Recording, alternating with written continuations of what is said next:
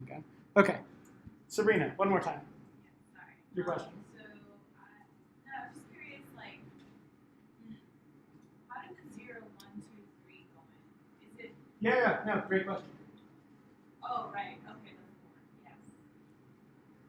The word is always changing, and the index is always changing. But the reason the word is always changing is because the index is accessing, or sorry, this variable word is accessing the value at this index that we initialized here in our for.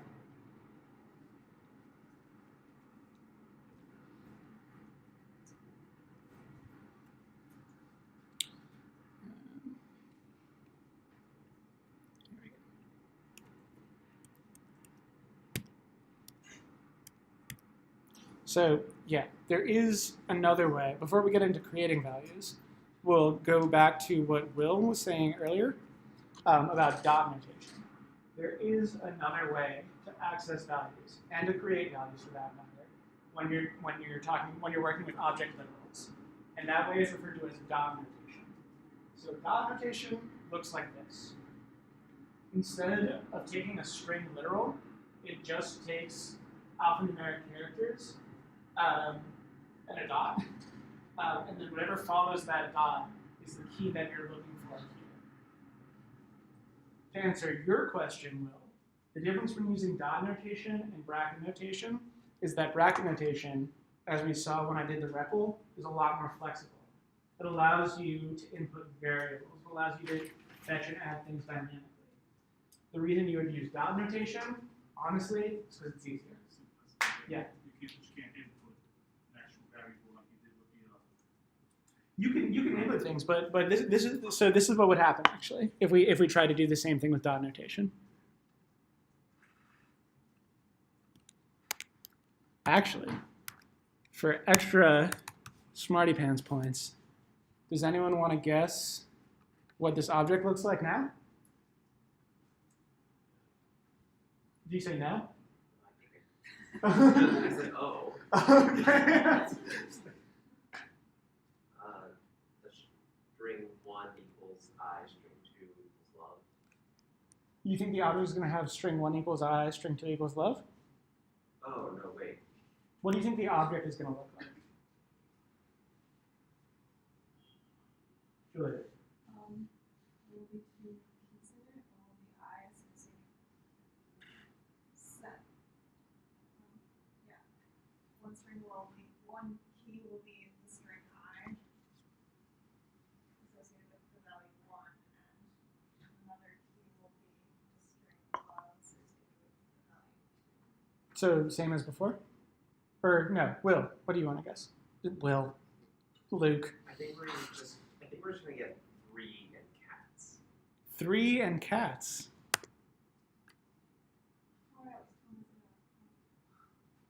The reason this is happening is because this, whatever follows the dot, is equivalent to a string literal. This is equivalent to this.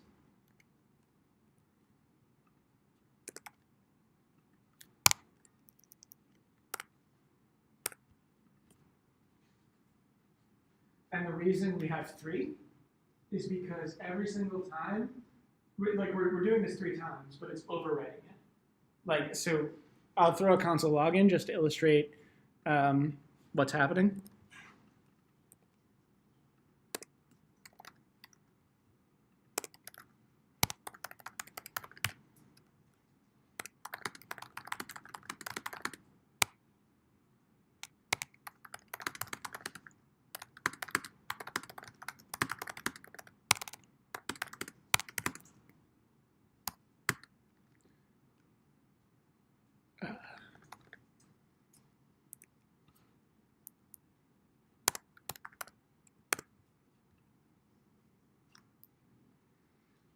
So, unreal.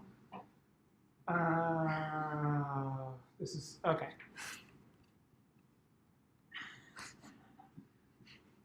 So even though, oh, and then just to really drive it home, we see 4 console logs because this loop is still running 4 times. but we only see one key value pair in this object because we're not dynamically assigning keys the way we were last time, where we were making our key the value of the variable we made called word, pictured here. Because we're using dot notation, this dot is the same thing functionally as a string literal in brackets. So the value of word is being overridden on every loop. Make sense? You want me to slide these out to you guys? Okay. Could you also, I don't know if there's a way to like go back to the version where it was creating new keys with associated values? Yeah, I'll do both. Okay. One sec. I'll even do it right now.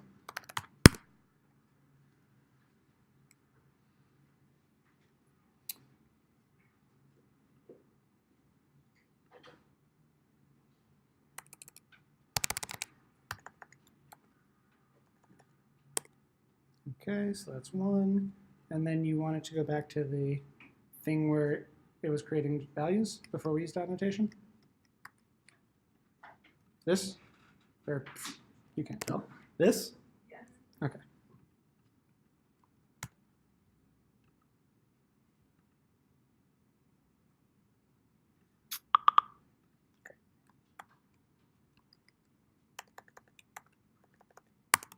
Okay. So I just slacked those out to you guys, and now we will go back. Oh, we won't go back. What? Well, it's not about the specific, but in the pre-recorded lecture, Min mentions that another reason you would have this bracket notation would be if your key is multiple words with a space. Yes. And I was wondering, to avoid even having to use a space, why is it not a convention to use camel case when making key names, and then you could use a dot notation if you wanted to? It is a convention. Merman is technically correct, but I've literally never seen a key that has a space in it. And if I did, I would be like, whoever wrote this code sucks. Or, You did not mention. that's cool. I would say whoever wrote this code is not adhering to best practices because if I wanted to access it with dot notation, I wouldn't be able to. Couldn't fail silently. They're not respecting my time as a developer. They should have gone to Full Stack Academy. But yes, you can do that. It's a bit like the double equal sign. It's there. It's good to know about. Never do it. All right. So yeah. Dot notation, it is the equivalent of inputting a string literal into brackets, whatever comes after the dot.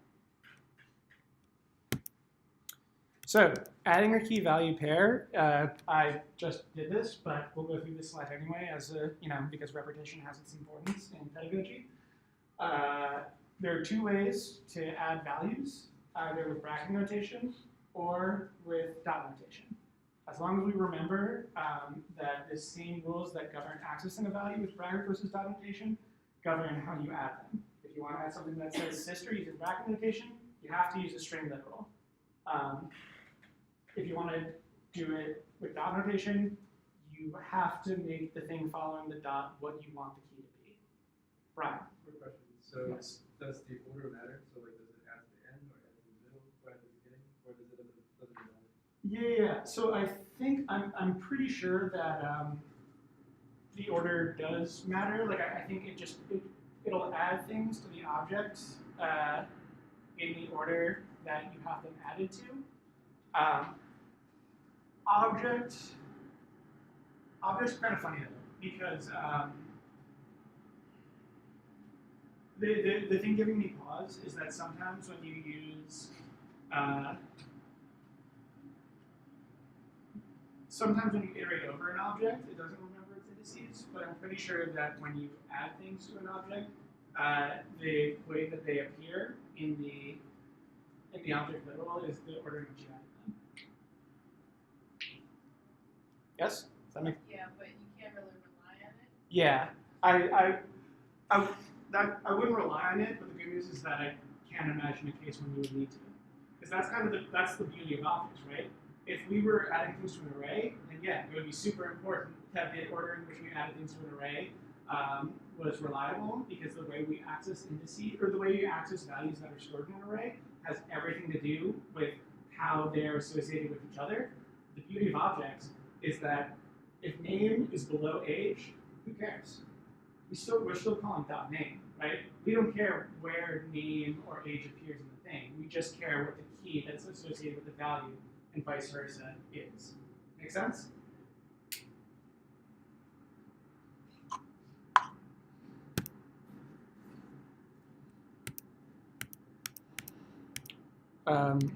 Oh no! Sonny didn't see anything. We can use rack notation or documentation to change value. Again, same general pattern as changing a value in an array. So it looks a lot like adding a value, but if the key is there, then it overwrites it. That's why at the end of our iteration, when we were using dot notation to add a value to word, we only got word equals 3. So ideally, someone who didn't see the answer already, if there is one of you, who wants to guess what's going to be log on line 12?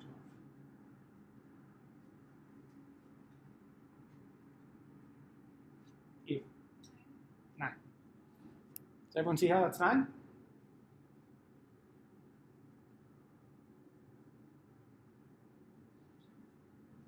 Julia.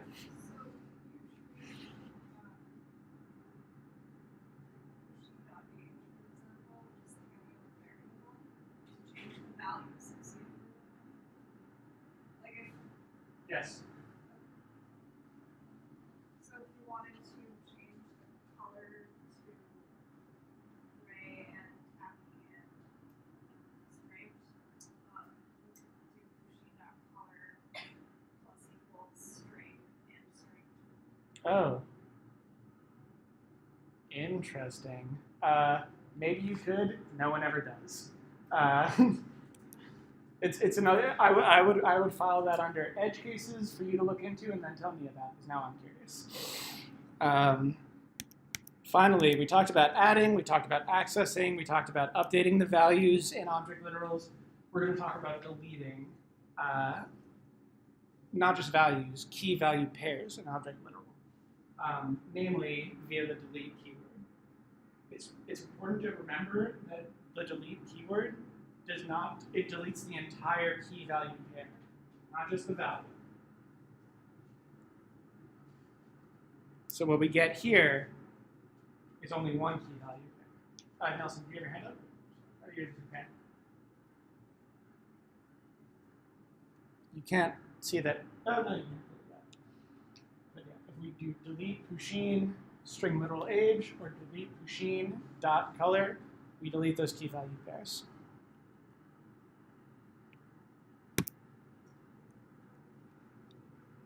Hang on a sec.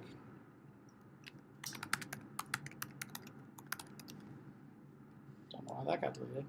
But now we're going to talk about the in operator. So the in operator is a really handy way to check if a key is in the object. It returns a Boolean. So if we just want to see if a key is in an object, we just have to say, we just have to make an expression that says, whatever we're looking for in, and then the object. And that'll return us a Boolean value based on whether or not that key is in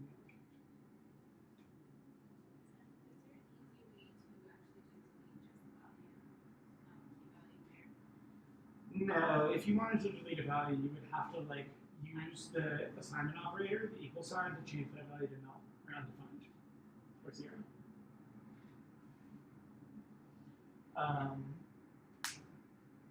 Any questions about the in operator? Sweet. The in operator, in addition to being useful if we just want to check whether or not a key is in an object, is also super useful in a pattern called the for in loop. It's not the same. Can't stress this enough. Anyone who's done Python, for in loop, not the same as it is in Python. be warned. What the for in loop in JavaScript is a way to iterate over the keys in an object literal.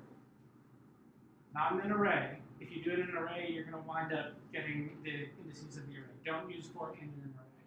Use for in when you want to iterate over the keys of an object literal. So knowing that, we have a for in loop here. Who wants to tell me what it's going to print? Avi? It's going to what? Name, age, color? It's going to do a little more, actually. Right? Tell me, like, literally what is going to be printed from that console.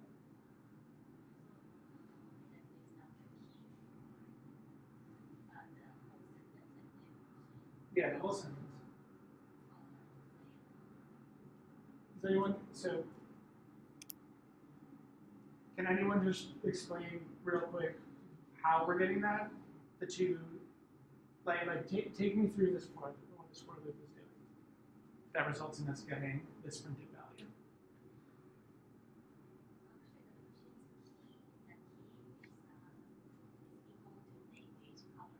Right. Yeah. Because we're doing something we talked about a couple slides earlier here. We're using the dynamic value of the variable key. How do we know that key is a variable? Because we have the word let here. Let key in Pusheen. So we're saying let whatever this key is in this object, and then that is our variable. So this is going to dynamically update as we iterate over the keys, and then because the key is updating, we use that current key value to access its associated. It's hard not to speak confusingly. I apologize. I wish that the terminology was a little easier. But we are using the value of key, the association, or what the string key is at this moment in time, to access its corresponding value. Does that make sense? Good. If you change it to an if statement, that wouldn't really work or anything. What do you mean if statement? Like if key and Pusheen. Yeah, I mean if you. So if you did if key and Pusheen, remember what? So that in operator, it would return a boolean. Right. It wouldn't iterate to something over. But if you did if key in Pusheen console log hello, what would happen is that conditional, that if statement, would look for a key that was actually called key. Also something that might not be immediately apparent, but this is called key now. It doesn't have to be. If you call this banana, right? Let banana in Pusheen, console log Pusheen's banana is Pusheen banana, you would get the exact same thing. So all that matters is that when we have a for in loop, the thing that immediately precedes in is going to represent the keys of the object that immediately antecedes, or that immediately follows in. Tiffany. If you only wanted to call.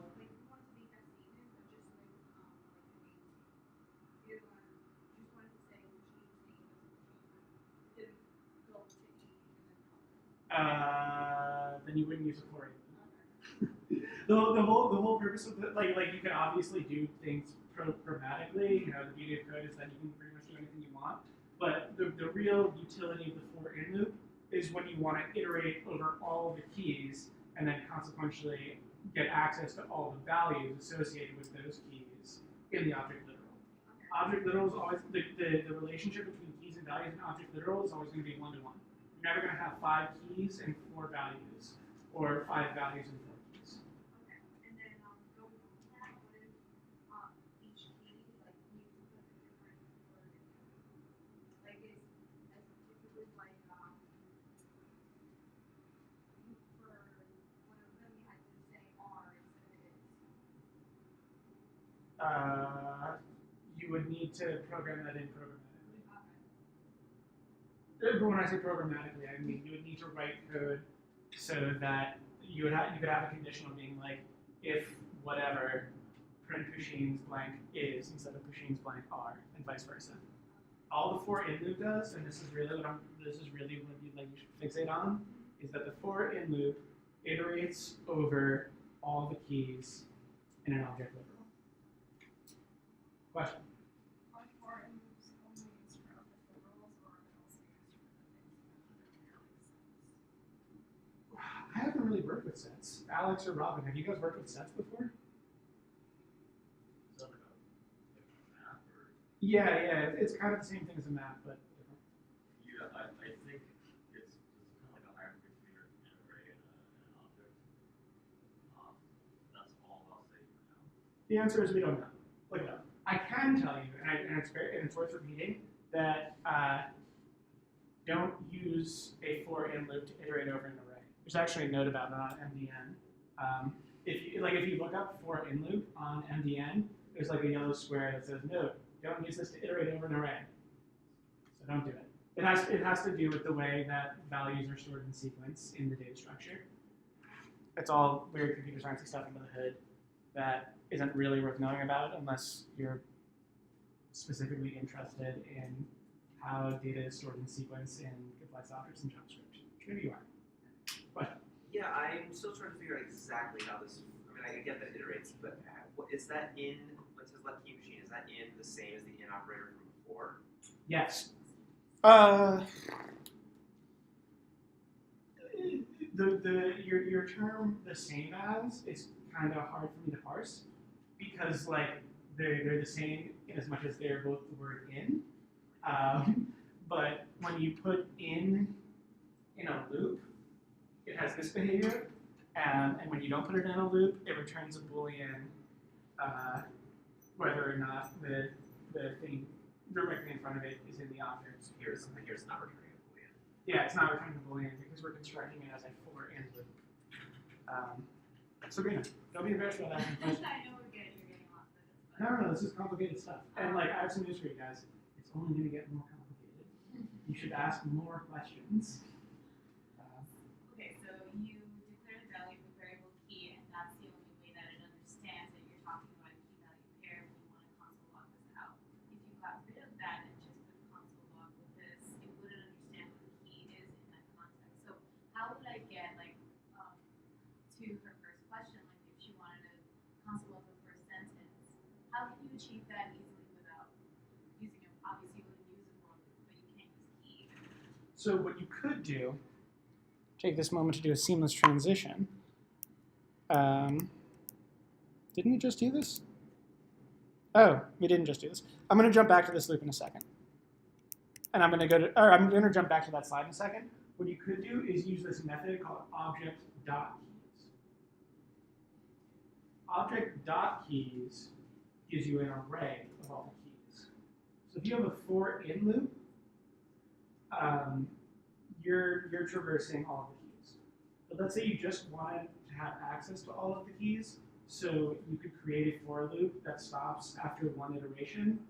Then what you could do is this.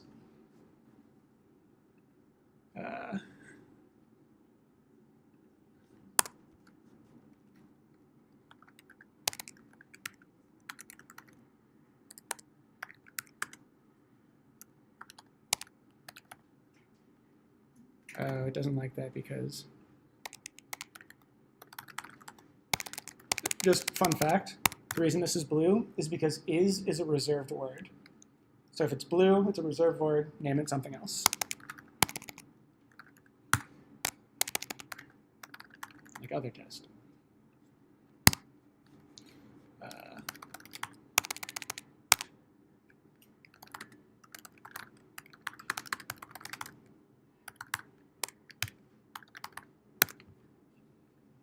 So object.keys are the value of object.keys plus the parameter, the value you pass in as the argument, is an array.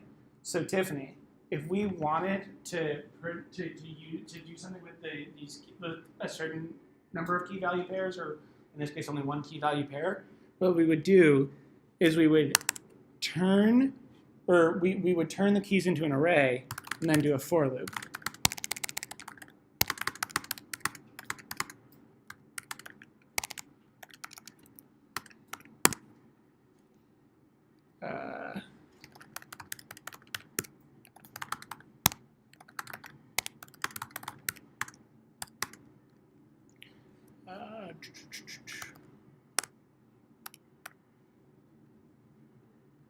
So that's how we would get the key.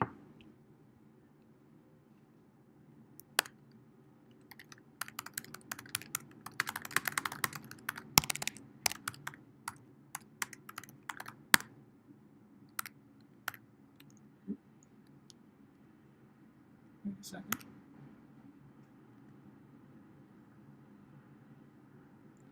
Let me make it even more clear.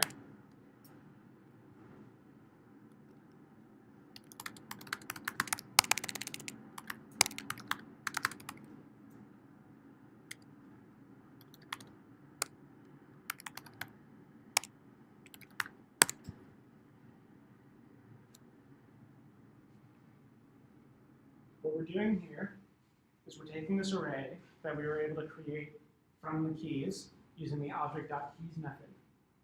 Then we're doing two things here. And I'm going to expand this just so it's a little easier to read. Here, well, this is a for loop. We're setting the break condition of this for loop to be after it runs one time. And then we're using the index of the array to access the key. And then we're using the index of the array plus the object to access the value.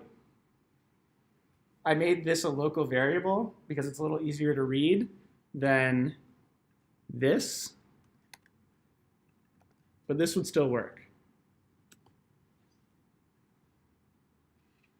Can everyone see this? You want me to make it bigger? Make it a little bigger.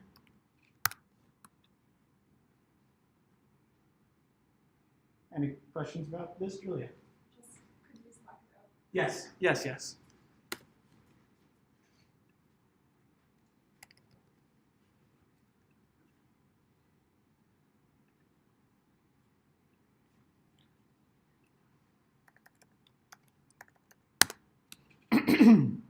Excuse me.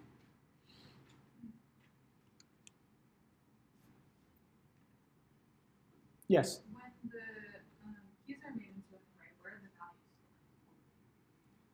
stored? They aren't. They aren't, so they're lost. So you'd be pulling It's from the not. original object.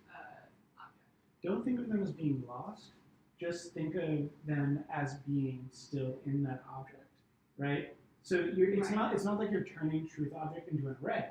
Truth object still Right, it's exists. creating a new array. Yeah, it's just using those values to create an array. So But this is pulling from both the array and then the object. yes, when you say this, you mean the for loop. The for loop, yeah. The for loop is utilizing both the array and the object. Here it's using just the array, Right. but the array itself had values that are comprised of keys from the object, and then it's using those keys to access their associated values in the object literal. If you're sort of anticipating the next slide, but if we wanted to do something slightly different, we could do this.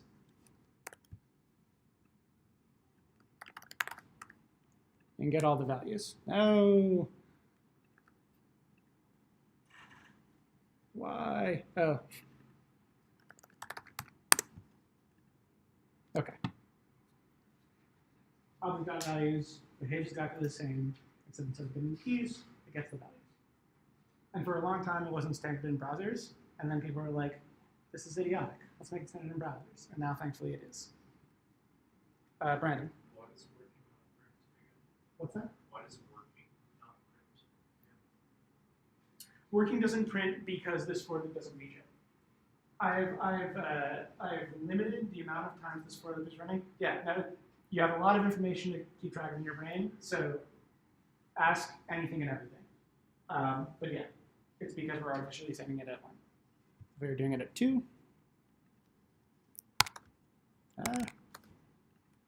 it'd be 2.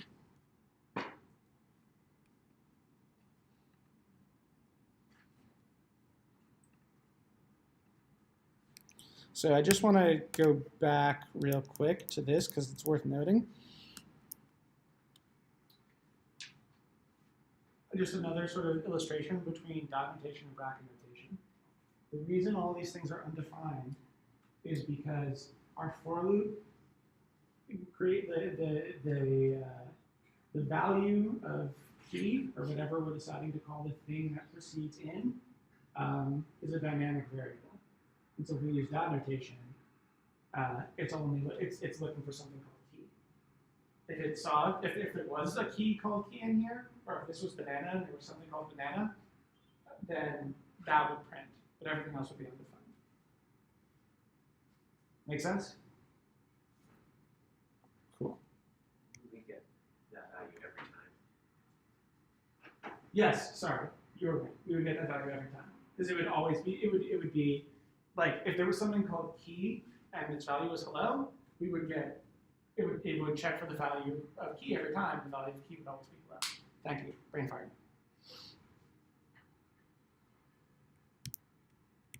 Object.keys we talked about. Object.values I showed you. And then, yeah, let's just talk real quick about nested arrays. You can store arrays as the values of objects. This can be super useful. So instead, if you want to just create a list of, anything you would use an array for in general, you can just make that. You can pair it with a key. And I don't know if you were going to ask this question, Julia, but you asked earlier about the plus equals string values. And I was like, yeah, I think so. I've just never actually done it. I have done all the time this pushing dot colors, and then it's an array, and then you can just use array methods off of this dot push, whatever, it'll push it into this array. Any questions about this?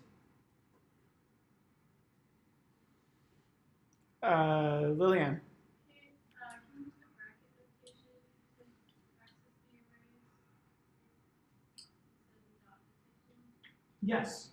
Yeah, you could make this pusheen, and then instead of dot, you can have it in brackets, and then the string literal colors, and then. I just don't see the I don't understand the value of the dot notation. This might sound crazy, but like, it is easier. Like you're talking about people who, there's something that you're gonna have to do eventually called npm installing, and developers are so lazy that someone's like, oh, I don't have time to type npm install. I'm just gonna do npm I, and like that's a thing that happens now. And to developers' credit, the dot is less flexible, certainly, but if you spend 8 hours a day coding, you might save, or more importantly, feel like you're saving and consequently be happier, X amount of time by using dot notation instead of bracket notation. It's also easier to read, depending on, like your mileage may vary on that. I certainly find it easier to read. Question? When you use the square brackets, would the zero be inside the colors? Or Yes. is it outside? Or is it like two brackets next to each other? Or is it inside? It's, they're outside each other. So like just imagine this dot colors being substituted in its entirety for square brackets, tick marks, the word colors. So it'll be square bracket, tick mark, colors, tick mark, square bracket, 0, square bracket. Does that make sense? Yeah, I was wondering. Yeah, no, of course.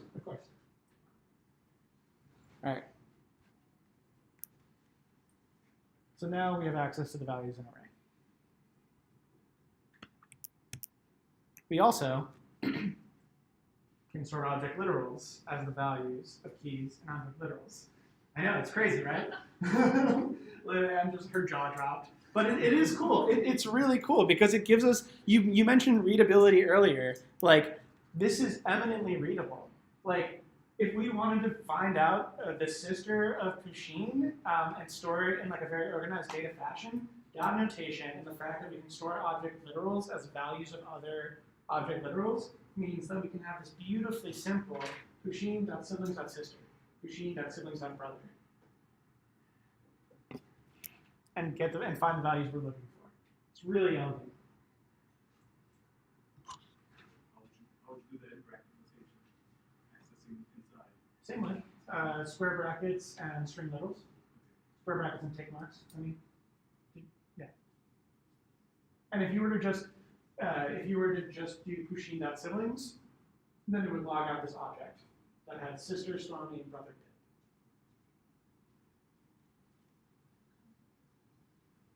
Julia. Sorry, can you just code one example line of how you would access the key of a nested object? Sure. Or the Yeah, value yeah. associated I got you. 1 sec. Oh, God damn it. Sorry. 1 sec. And I'm recording. Now my swear is going to be immortalized. That's okay.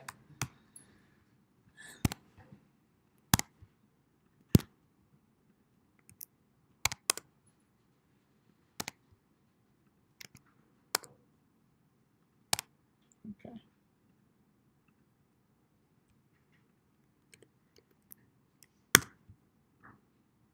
Nice.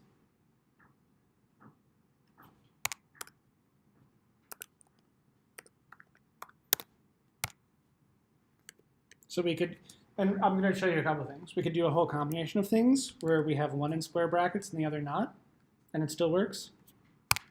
And then we can have this in square brackets too if we want. And it works.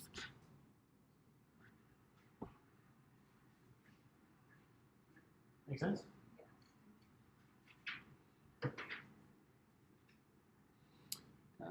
Okay. So that was, yeah, ask a question. If you were to run a for loop through an object and put the keys in the second object? Not unless you created a nested, not unless you nested the formula. Because the object of, sorry, it's just trying to find the values, right? Let's actually do it.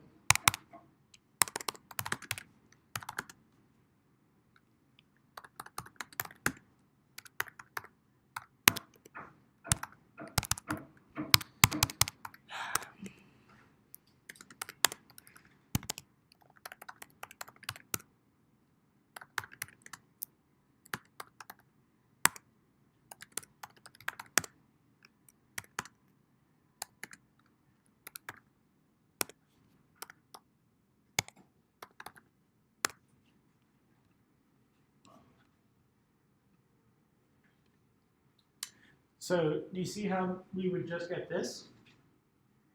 If we wanted to like log it, basically we would have to use a for and loop to have access to those as well.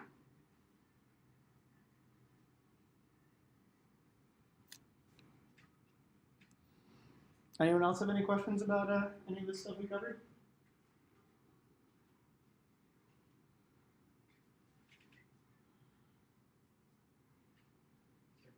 Yes. So going back to that nested object, and then the object access that. Yeah. It's similar to doing another for like we did. Yeah. You. Arrays, What? like with arrays. Like, Yeah. Yeah. You would have to do something like.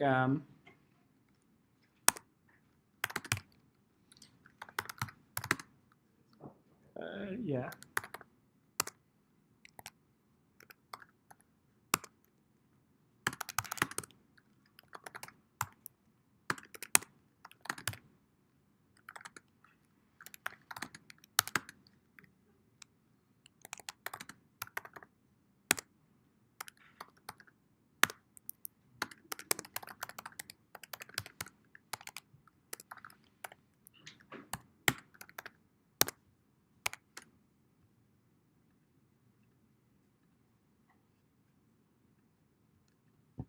And then we have access to it.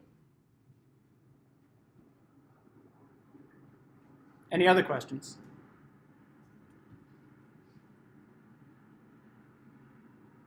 Cool. All right, get up, stretch your legs. I'm going to open up the workshop and slack up the pairs.